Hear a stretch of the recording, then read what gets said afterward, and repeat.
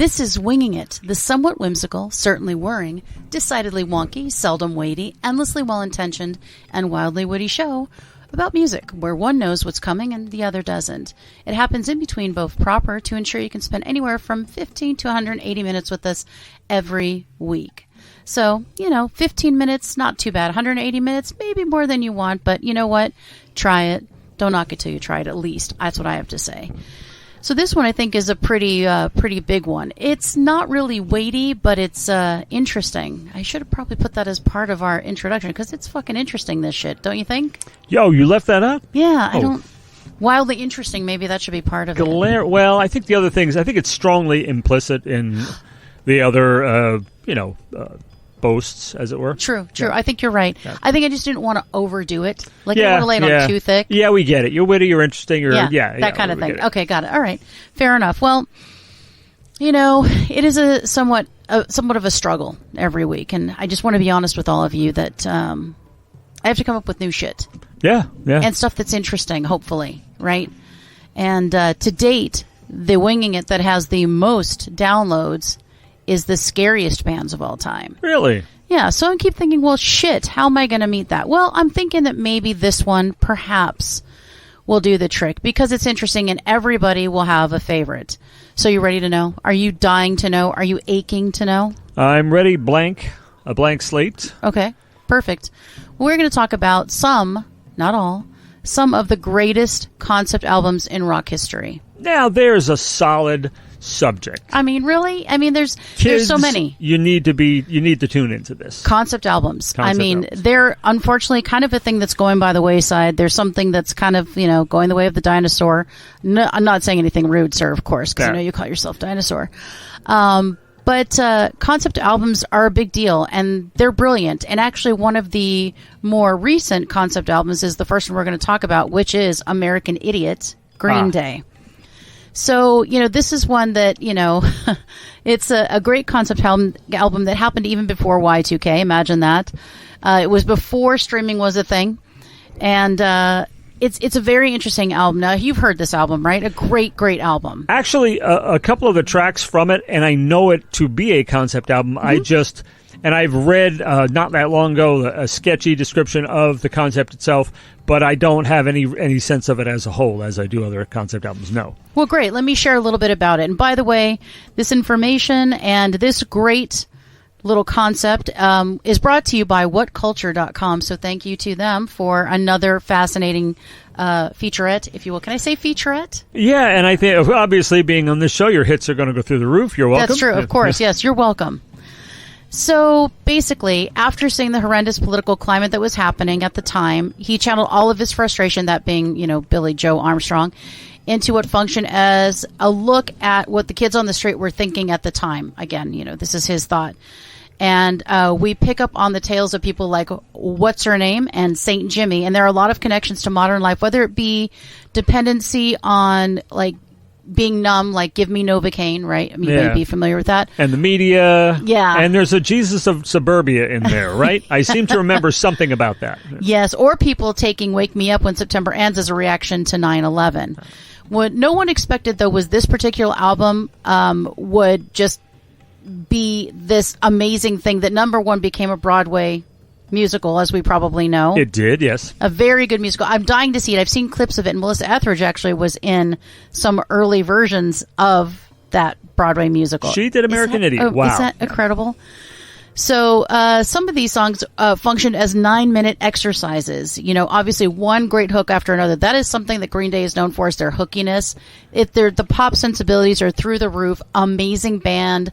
Really, really good. I mean, if you didn't think you liked punk, listen to Green Day. You probably do. Honestly, Green Day stands as an example. There are many, that punk is actually, still, there are people still doing good punk that's poppy, like the Ramones. Mm-hmm. And but then there's a lot of schlock punk out there. To me, that's like true. Blink-182, I don't like. Poor Blink-182, I just man. don't. It's like the 40th time you just... Really? Yeah, you just hate them. I must have mentioned Bowling for Soup, too. Oh, for sure. Yeah, absolutely. Okay. Never mind. Let's move on. That's okay. They deserve a repeated pummeling, apparently. Yeah. So, this is kind of, I guess, what happens, this being American Idiot, is what happens when you have all this pent-up anger, right? So it's kind of a day in the life from what he perceives to be what kids must be thinking during that time. And I do think it's relevant. I think it's relevant now. I think it's relevant in any political climate. And what climate isn't political? Some more than others, some more difficult than others. But I mean, obviously, if you're thinking about 9/11, I mean, you couldn't get more of a political time than that. It was polarizing. It was difficult. And I've never been one to quibble about relevance, because some of the most entertaining. What's relevant to me? Entertainment. That's true. So if you entertain me, I don't give a shit what it's about. I mean, it could be something. Is Grease relevant? No. I mean, is Tommy relevant? No, of course not. Yeah, it's the Who that did that, so it makes sense. It's not. But relevant. I mean, a lot of things aren't. Right. But maybe I can't believe I'm saying this, but American Idiot probably is more relevant than any of those. So I agree. I mean, and I think it is kind of universal. Like it's kind of for everybody. It doesn't matter, how old you are, how young you are, what your political affiliation is. It's just outrage in general about what's going on, and I think we all kind of feel that. So I think it's kind of universal. So I think concept albums are important. They have really a theme, and they're going somewhere, and they have a message, or they have a thought process, or they have an idea. And I think it's really powerful. I mean, music is, again, as everyone says, and it's cliche, but the universal language. We all respond to music of some sort. And I think this is another way, is by creating a concept album to channel all of your frustration, your anger, maybe even your dreams, your desires. And I think, as you said, concept albums kind of fell by the wayside because I think that over time people have come to look upon them as pretentious and, kind of like they're kind of scoffed, because some of them have been kind of silly. Indulgent, maybe. Yeah, indulgent. And, some of them are like, oh, come on. That's a whole lot of Who do you think much you ado are? about nothing. Yeah, exactly. I actually toyed with the idea myself. I swear, Octane handed me this slew of songs, and I thought, this is going to be a concept EP. And thank God it didn't turn out that way. But, so I get the temptation. And sometimes that's probably one of the more successful recent examples. There's another that I'm not familiar with, so I probably shouldn't say anything about it, and you probably won't ask me because I don't know it. But I think there it is. Welcome to the Black Parade. Isn't that a concept album? It is, but I did not include that because I didn't think you'd know it. Yeah, right. I've been thinking about listening to it because I've heard some of it and it seems pretty good. Yeah. It is actually pretty darn good. I don't want to lie to you. I haven't listened to all of it, but what I have heard is really good. So let's take a look at the next concept album. The Downward Spiral, 9 Inch Nails. I don't think you're surprised that this showed up, are you? I didn't know it was a concept album, so I'm surprised about that. Oh, interesting. Well, do let me tell you some stories. And I have it, and I've heard it all the way through, but not thinking of it in those terms, and it was a while ago. So. Well, part of the appeal of the rock opera is just how the listener gets to look into someone else's head. And obviously, clearly, this is a look inside a very disturbed but brilliant mind, I'd say. And so, since all you have is the music to work with, you're getting a complete story with different characters and their reflection of what the singer is trying to tell you. Right, so after having gone through the touring life of Pretty Hate Machine, which is another album that I absolutely love, he was becoming more desensitized by the minute and made this record as a display of everything ugly in his soul. Nice. So you definitely get that he's in a very dark place, and I don't mind going to people's dark places. I really don't have any issues with that. But following the tale of someone named Mr. Self-Destruct, so gotta listen to the music because and all these little concepts in it. We see this guy tear himself into pieces in some respects, either trying to find solace in carnal love, right? So sex on closer, right? Let me fuck you like an animal, or eventually trying to commit suicide near the halfway point of the record. So when he was finally finished with the record, he went so far as to apologize to the label for making it because it was so dark, and thinking that there's no way that it would take off. It's vulgar, it's dark, it's creepy, it's sinister, it's taboo, right? It's got all of those things, and obviously it went through the roof. So it really is, again, going through this self-destruct phase with Mr. Self-Destruct. Yeah, and that was around the time it was pretty cutting edge at the time, if I recall. For sure. It was around the time when that kind of thing was sort of coming into vogue, when suddenly we had the Marilyn Mansons and we had the Trent Reznors and we had all these people saying shit that nobody said before, and was really, it was just like, wow, this is laying it all bare, really ugly stuff and everything. Well, let me say this. The goth scene has been saying some of this stuff for a while, but it doesn't, not this plainly and not commercially. Does that make sense? Right. Sometimes the goth community does accept him. Sometimes they say, oh, he's not one of ours. So I don't know exactly, but the goth community was saying it, but not brilliantly and not commercially in this way. I mean, this thing blew up. So Mr. Self-Destruct did not self-destruct, actually. He's catapulted to the top of the charts. MTV was a very good friend to Nine Inch Nails. Absolutely. Very good friend of Nine Inch Nails. And just that I think he's daring, and I think he doesn't give a shit. And I think he's just going to go balls out. And if you like it, great. And if you don't, okay. I don't give a shit. So I think there's something kind of amazing about that. And I think that's a concept album thing as well. This is coming from a guy who I believe said, I tried antidepressants, but I don't want to be artificially happy, so I'll just be me. You know? I'll just be me. And therein lies the lesson, I think, folks. Take the meds. Yeah. Take the meds. Either just be yourself, but of course, if you're Trent Reznor, maybe you just want to be somebody else. Yeah. Take the meds. Take them. All right. Onward and upward now to Ziggy Stardust. Oh, wow. David Bowie. So in the grand tradition of rock theatrics, right? David Bowie certainly belongs in the conversation of the greatest of all time. I mean, I think we can all say that. I feel like almost every album he does in some way is a concept album. I mean, think of Black Star, right? Yeah. Even his last thing, you know, the last thing he puts out to the world is also, in my opinion, a concept album. Maybe he wouldn't call it that, but I think he would. Though not every album, again, like we said, it's not seemed kind of conceptual, but isn't. They were always about making new characters, you know, if you think about it, from Major Tom, right, to the Thin White Duke. Right. Right, who threw darts in lovers' eyes on station to station, right? You got that? One of my all-time favorites. Yes. And, of course, Aladdin Sane, who he said was Ziggy in America. Mm-hmm. So. That's right. So he road tested a handful of songs after touring the U.S., and he came up with the idea of Ziggy Stardust being the ideal rock star, having the pale skin, obviously, right, the complexion. Snow White tan. That's right. That's right, and arriving to save the planet from imminent destruction, right? Of course, you know. So it makes sense. And compared to all the other albums on this list, this record feels like its own little world, of course. Starman, Moonage Daydream, blah, blah, blah, right? So we've got that space theme, that, you know, kind of E.T. theme. And there are also bits and pieces of the record that became, you know, emblematic of the styles of rock going forward, right? We're talking about glam, right? Think about it. I mean, really. Glam, but that gender bending thing, too, I think, as well, you know, androgyny, you know, all that kind of stuff. I think that he gave people permission to do that more. Not that he was the only person or the first, but I think because, kind of like Trent Reznor, no one ever thought that would be a big hit. I don't know that other people had the permission to go there before Bowie did it, right? And he did it so beautifully.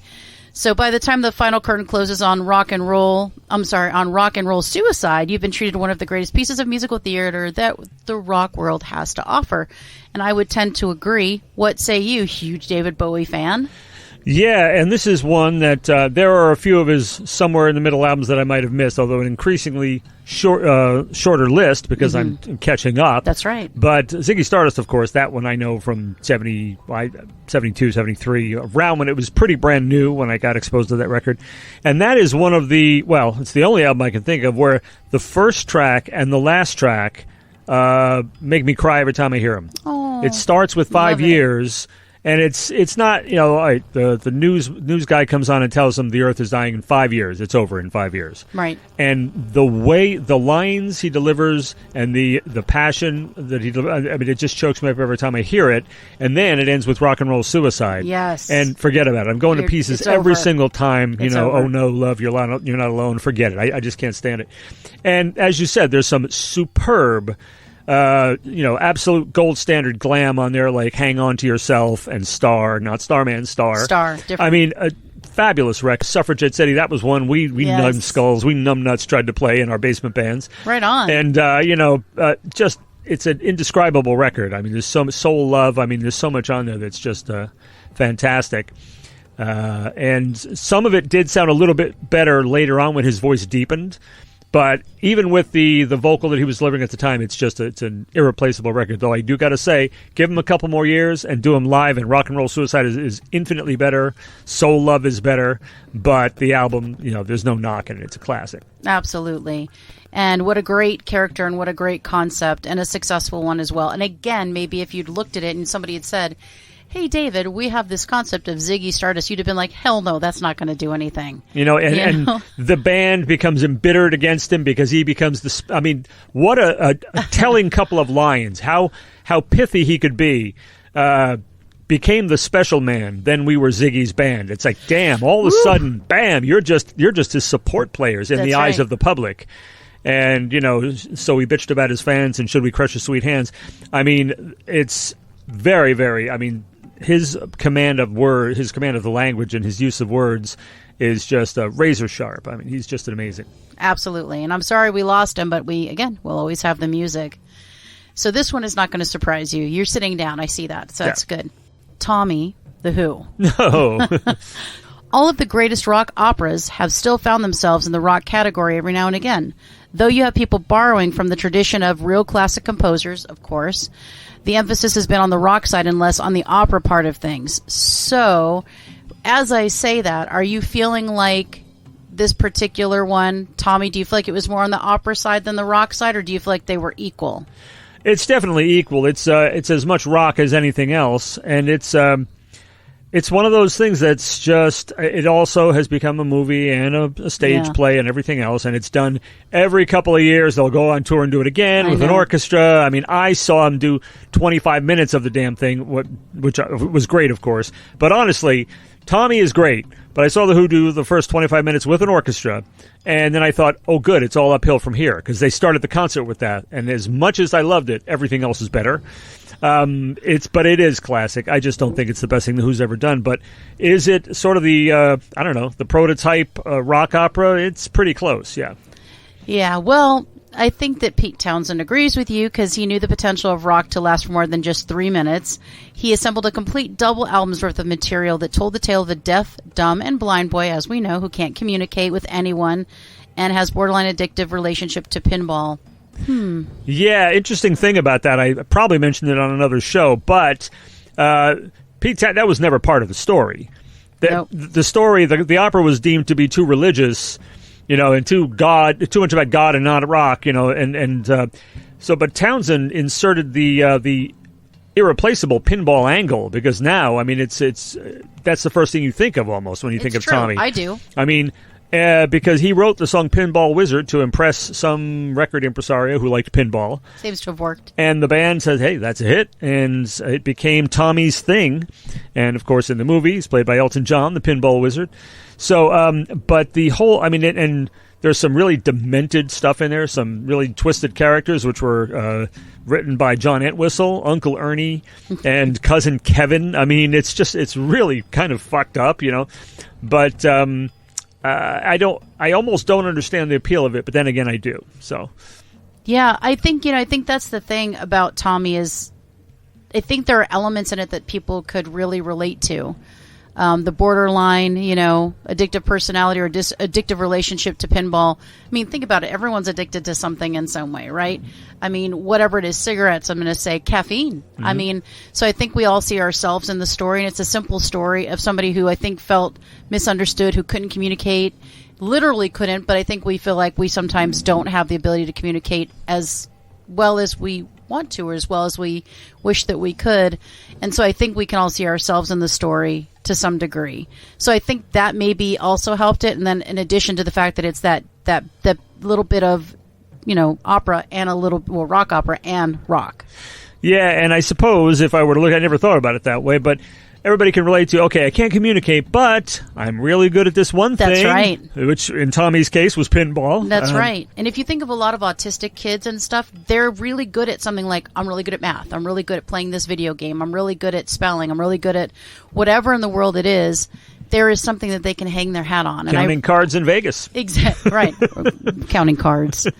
Exactly. So I think that it is relatable. I do think that. So I think there's a lot in this that made it successful. And again, Pete Townsend's a great songwriter. I just don't want the Muppet singing it. That's one of the big things. But absolutely. So I think Tommy was a tide shifter that made rock sound like more than just party music. I think it added that depth to it. And I agree that it did. Still not my favorite band by any stretch, but I do think that this really accomplished what they set out to accomplish. Yeah, and Pete Townsend had already pushed the boundaries a little bit earlier in The Who's career with the title track of the Quick One While He's Away, which was like a 7-minute song or whatever with like 3 or 4 different parts, which it was unheard of at the time. Yeah. And so he thought, okay, I'm going to do that, and wow, who's going to want to hear this? It was like the Bohemian Rhapsody of its time. And then of course, he went full bore with Tommy. And it worked. Yeah. And it worked better a couple of years later with Quadrophenia, but that's just my opinion. Hey, I'll take it. So this one's going to be near and dear to your heart. Sgt. Pepper's The Beatles. Yes. I mean, so obviously at the genesis of rock and roll, concept albums, they weren't really a thing.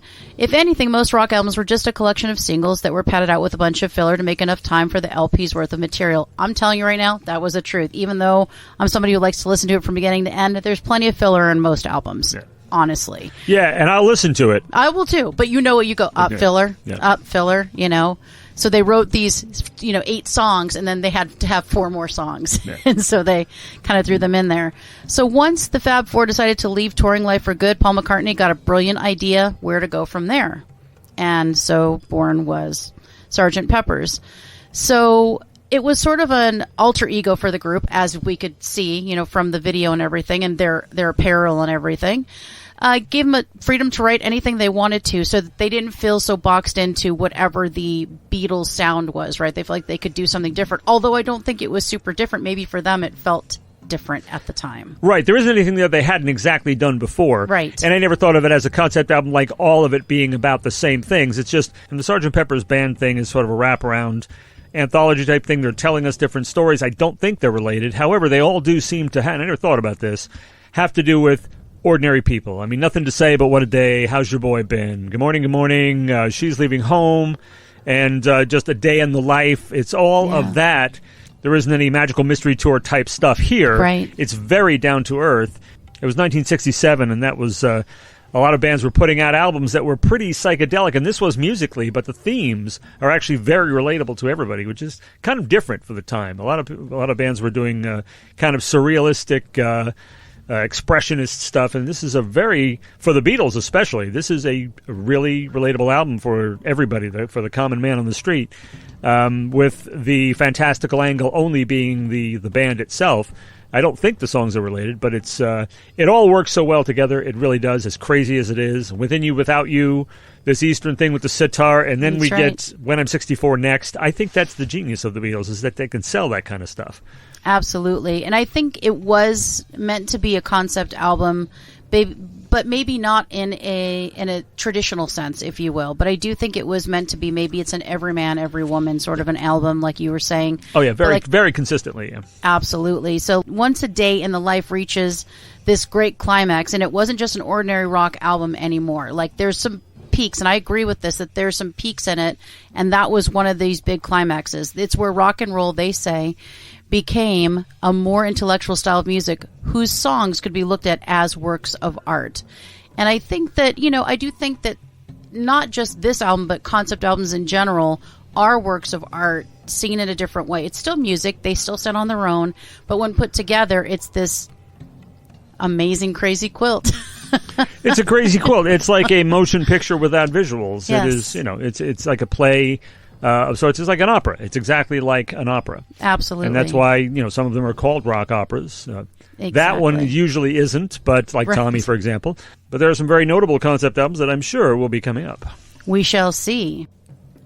And last but certainly not least is The Wall. No, you don't say. Pink Floyd. And I'm not saying this is the last one. This is I just had to pick a smattering so we can talk about them, but I don't have enough time to go through all of them. There are a lot of other great concept albums. These are just a few. Oh, yeah. So how do you distill the greatest concept record of all time into one album? Well, since every single one of these concepts have their own set of goals, what's the use in saying that one holds more water than any other? If you really think about it, though, it's not about whether one is better than the other. It's about how much of a world they're able to create in their music.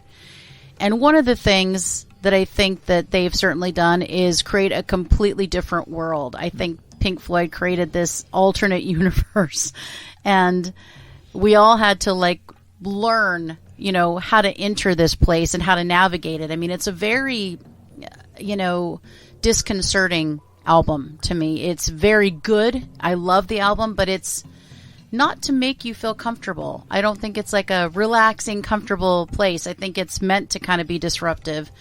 So again, what is this about? Well, becoming jaded with touring life. There's a theme here. Mm-hmm. Roger Waters came up with the idea for The Wall as a commentary on the separation between the band and the audience, right?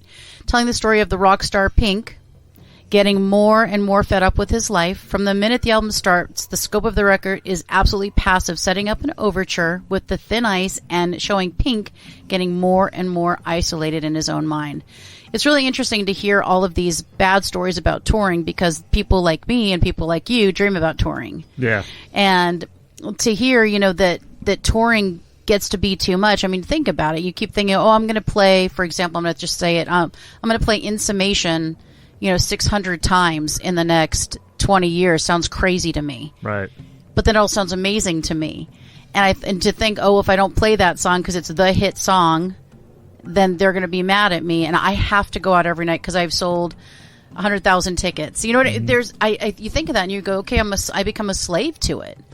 Right. And then I also become a slave to my fans who need to get what they want, right? Because they're keeping me afloat. And I love doing music, and now it's supporting my life. It's got to feel like a very vicious cycle. So this is definitely not the first concept album on this little short list to speak about the difficulty of touring life. And obviously not from personal experience, but I can understand that. I can completely relate to that and understand that because the average person in the street who doesn't, expend a lot of thought would say, oh, yeah, poor guy, I feel so sorry for him, all that money and all that fame. No, I absolutely pity the hell out of celebrities and famous people for the lives that they lead because they're the privacy they don't have, the intrusiveness of the public who thinks they own them, and it feels like they know them, or feel like they know them, and they don't, and the demands that are placed on them and everything, and it has to. Now some guys just roll with it. There are a few guys. For like the Rolling Stones, I was going to say the Rolling Stones, fucking years, they don't have to do this anymore. They keep doing it, and you look at them for 3 seconds and they're having the time of their lives every time they're on the stage. That's right. And there are a lot of people. It's just like I got to do this to pay the bills, and I got to do this as obligations, this and that. Right. But and I can understand becoming burned out with it. Absolutely. As the character Pink, and and some people just their egos can't handle fame and the drugs and the then you become a dick like Roger Waters too. And they've done a number of works about the music industry and manipulation, and money, and not wish you were here, and have a cigar, and all this stuff. So this is no new theme to them. So and I can understand that. I'm not going to say, oh yeah, poor guy. I mean, no, I do know how I can. Yeah, I empathize with how that could be too much. Absolutely. Well, the good news is this tale of redemption really is what it ends up being. Is that Pink overcomes all these demons and wants to tear down the wall he built to go back to or resume normal life. So you kind of watch him go through all of this.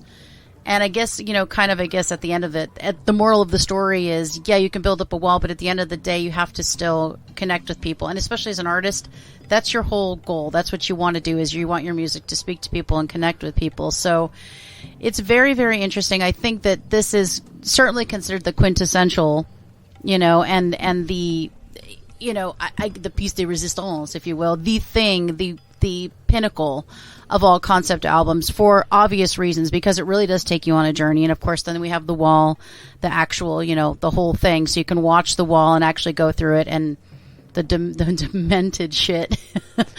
It's amazing. I have never seen it. Are you talking about the movie? Yeah, because I understand the stage presentation was pretty big with the wall. And, for sure. Building a literal wall. Yes. And, the characters and flying around, and, if you can't eat your meat, if you don't eat your meat, you can't have any pudding, which seems to me, that's pretty reasonable if you ask me. Fairly reasonable, yes. I agree. So that brings us to the end of our short discussion about some of the greatest rock concept albums of all time. Certainly yours may not be included on this list, and David, I'm sure there are many that we didn't get to that you thought of, but this again is just supposed to be winging it, a short journey, if you will, into a topic. So a slightly swollen version of Bird Banter. Correct, exactly. Anything else you'd like to add, or any other concept albums you thought would make this short list but didn't? Well, when people are sitting around talking about what does it mean, then it isn't kestrel clear. It isn't. and it doesn't have to be. Now, there are ones that are clear, like, for example, Quadrophenia is clearer than Tommy, but not that much. Right. and it's pretty dark. They're both pretty dark, right. But concept albums are a great thing when they're done right.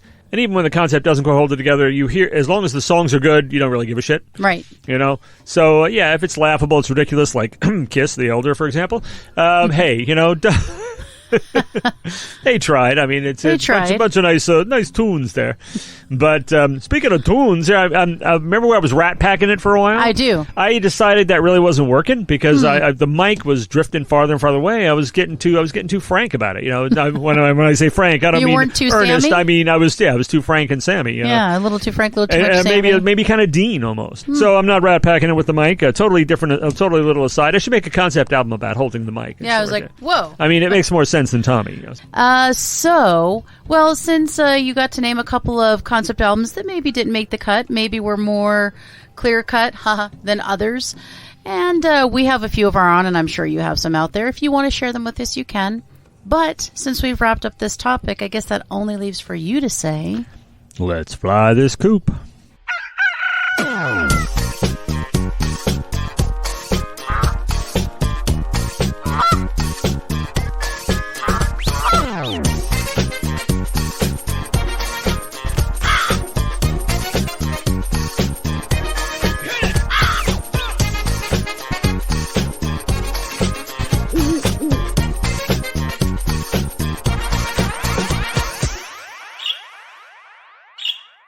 This has been Birds of a Feather on What the Flock Radio.